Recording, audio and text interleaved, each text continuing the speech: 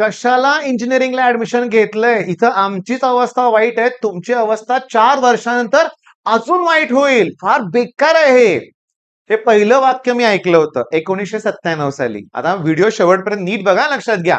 1997 साली मी माझी 12वी झाली. ओके, पीव्हीपीआयटी बुधगाव सांगलीला मला मेकॅनिकल इंजिनिअरिंगला ऍडमिशन मिळालं. कॉलेजच्या पहिल्या दिवशी सिनियरनं हा मला प्रश्न विचारला होता, कशाला इंजिनिअरिंगला घेतलंय, ते पण मेकॅनिकल इंजिनिअरिंग.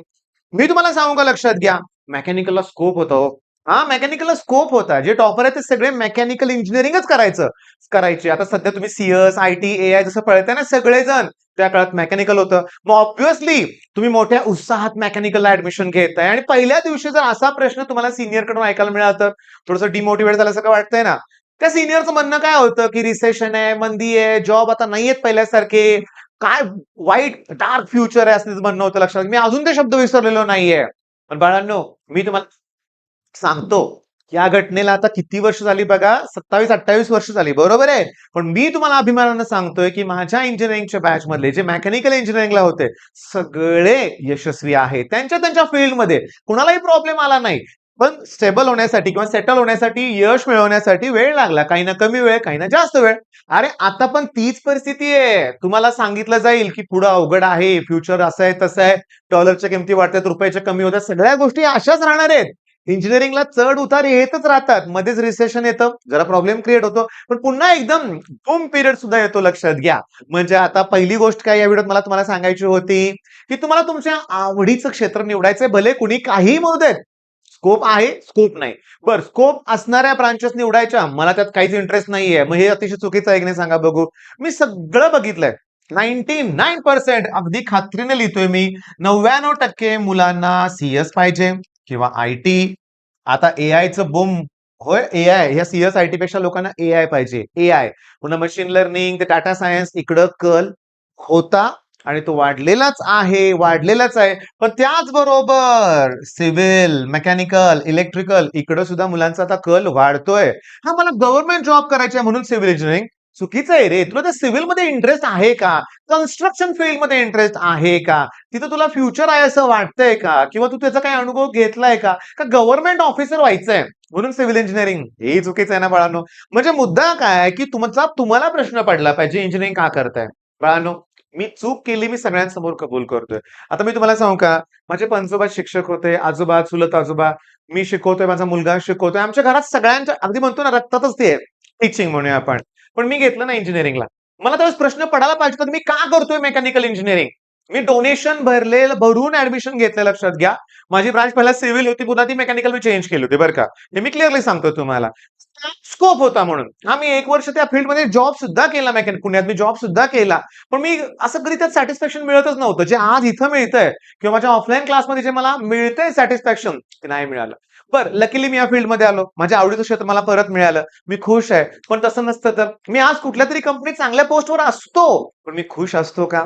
नाही. तुम्ही थ्री इडियट पिक्चर परत बघा. बघा, तो आपल्यासाठीच आहे, लक्षात घ्या. सिरियसली. त्यात कोण होते 3 हिरो? एक फरहान होता ना, बरोबर आहे. अजून एक राजू रस्तोगी होता, ठीक आहे. आणि तिसरा कोण होता? आपला आमिर खान होता, एक नाही. आता सांगतो, ते फरहानच इम्पॉर्टंट आहे. त्याला फोटोग्राफीचा आवड होती किंवा काय होतं. ओके, ती त्याची आवड होती. पण पप्पांनी कुठे टाकलं? इंजिनिअरिंगला. जास्तीत लोकांच्या बाबतीत आपल्या भारतात असंच होतं, लक्षात घ्या. आता मी तुम्हाला डिमोटिवेट करत नाही. तुम्हाला इंजिनिअरिंग करायचंय, करा. पण तुमच्या आवडीची ब्रांच तुम्ही शोधा. दुसऱ्या कोणाला विचारू नका, लक्षात घ्या. आणि स्कोप आपण निर्माण करायचा आहे. कुठलीही ब्रांच असू दे, तुम्ही त्यात पुढे जाऊ शकताय, लक्षात घ्या. होय, मेकॅनिकल घ्या, इलेक्ट्रिकल घ्या. प्रत्येक ब्रांच मध्ये माझी मुलं आहेत. ओके, इलेक्ट्रिकल तर मी छोटंसं उदाहरण देतो, लक्षात घ्या. वालचंद इलेक्ट्रिकलला माझा एक स्टुडंट होता. ओके, झालं इंजिनिअरिंग, पॅकेज खूप छान मिळालं. त्याच्यानंतर मी तुम्हाला सांगतो, आता तो युपीएससीची प्रिपरेशन करतोय. मला माहिती आहे त्यात पण तो यश मिळवणार. म्हणजे तो वेळ लागतोय, वेळ लागणार आहे, वेळ द्यायची तयारी आहे त्याची. मग थोडंसं तिथेही तो करू शकतो. गव्हर्नमेंट जॉब पाहिजे ना. मग केलं का त्यानं सिव्हिल? नाही, इलेक्ट्रिकल केलं. बरं, सगळ्यात महत्वाचं, इलेक्ट्रिकल इंजिनिअरिंग करून एमएससीबीतले जॉबची स्वप्न बघू नका रे बाळांनो. हा, असलं नकोय मला. काही आता तसलं प्री प्लॅन नकोय मला. आवडीची ब्रांच घ्या तुम्ही. ओके, ह्यांना फ्युचर आहे मला माहितीच आहे. इथं तर ह्याने तर सगळं इंजिनिअरिंगच डिस्टर्ब करून टाकलंय. तर पहिला कसं होतं माहितीये का, एक साधारण 15 ते 20 वर्षापूर्वी बरं का रे, सगळ्या गोष्टी बॅलन्स्ड होत्या. होय, म्हणजे प्रत्येक ब्रांचला मुलं इक्वली जात होते. मग झालं काय, सीएस आल्यापासून बाकीच्या आता फॉर एक्झाम्पल टियर 2 चं कॉलेज असेल, 300 ऍडमिशन्स असतील, तर 250 जागा तर याच ब्रांच असतात. उरलेल्या सगळ्या ब्रांच म्हणून 50 जागा असतात. लक्षात घ्या, रियालिटी आहे. कोणी लोअर लोअर लेवल म्हणजे टियर 2, टियर 3च्या कॉलेजमध्ये सिव्हिल, मेकॅनिकल, इलेक्ट्रिकलला तयार होत नाही. त्यांचा कट ऑफ चेक करा ना. अगदी 10-20% पर्यंत खाली येतो कट ऑफ सिव्हिलचा. टॉपच्या कॉलेजमध्ये येत नाही बरं का. सीओपी सिव्हिल पाहिजे असेल तर 98 प्लस पाहिजे, तर बाळांनो लक्षात घ्या. विजेटी आहे, वालचंद, अशा कॉलेजमध्ये अजून पण कट ऑफ हायरच असणार आहे. बरं, मग आता मुद्दा काय? सर काय करू समजत नाहीये. तर आता तुम्ही घरात बसून वेळ वाया घालवू नका. बाहेर पडा. ओके, बाहेर पडा. लोकांना भेटी द्या.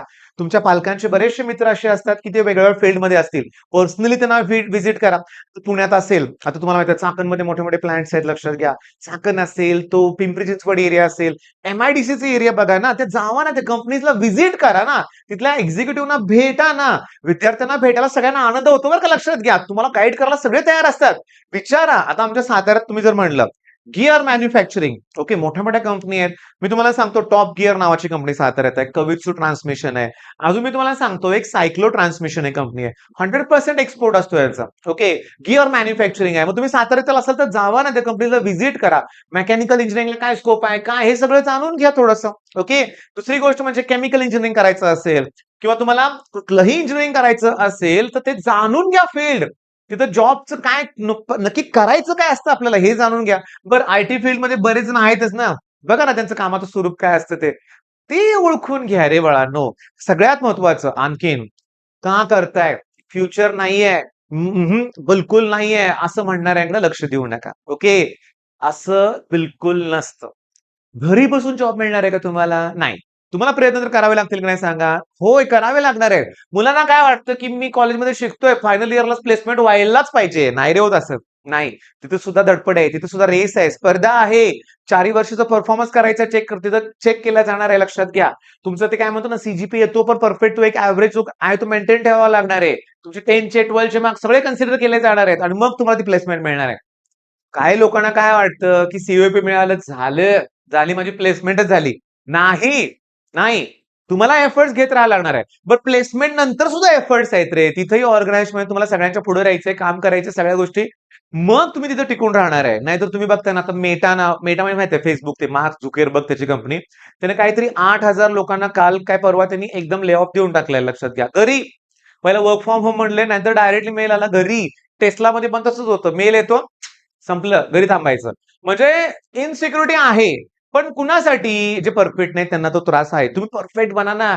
कोण तुम्हाला काढणार आहे कुठून? लक्षात घ्या. मग हे कधी होणार आहे? तुम्हाला तुमचं स्किल डेव्हलप करावं लागणार आहे. आता तुम्हाला वाटेल की सर हे कुठल्या विषयावर बोलतायत, पण विषय महत्वाचा आहे. लक्षात घ्या. कारण ब्रांच आयुष्यभर तुमच्यावर राहणार आहे. काही जण काय करतात, टॅग पाहिजे चांगल्या कॉलेजचा म्हणून ब्रांच कॉम्प्रोमाइज करतात. ठीक आहे, 4 वर्ष टॅग राहील तुमच्यावर. कुठं शिकतोय तुम्ही सांगाल जगाला. त्यानंतर त्यानंतर अवघड होईल ना. त्यामुळे ब्रांच आवडीची निवडा, जिथं तुमचं मन रमेल. 4 पैसे कमी मिळू देत, पण तुम्हाला ते आवडीचं क्षेत्र पाहिजे. अरे 4 पैसे कमी मिळतच नाहीत. मी तुम्हाला सांगतो, लक्षात घ्या. इन्कम पण चांगला जनरेट होतो, आवडीनं पण जगतो आपण आणि एक लाईफ ना म्हणतो जगतो आपण. नाहीतर नुसतंच लादलं जातं, हे मला नको आहे तुमच्याकडून. ओके. मग चला मी हा व्हिडिओ थांबवतो इथं. तुम्ही तुमचं मत बोला ना कॉमेंटमध्ये. तुम्हाला काय करायचंय? घरातल्यांचा सपोर्ट मिळतोय, नाही मिळत. मला पण पुन्हा व्हिडिओ बनवायला बरं पडतंय. तुमचे जे पॉइंट्स आहेत, तुमचे जे कॉमेंट्स आहेत, हे एक मुद्दा मिळतोय मला. लक्षात घ्या. आणि तुमच्या प्रश्नांची उत्तरं देतोय तुम्हाला मी. तुमच्या प्रश्नांची उत्तरं देतोय. मग विचारा ना प्रश्न. आणि डिस्क्रिप्शनमध्ये आमचे फोन नंबर पण देतोय बरं का. काही डाऊट आला तर आम्हाला नक्की विचारा. All the best.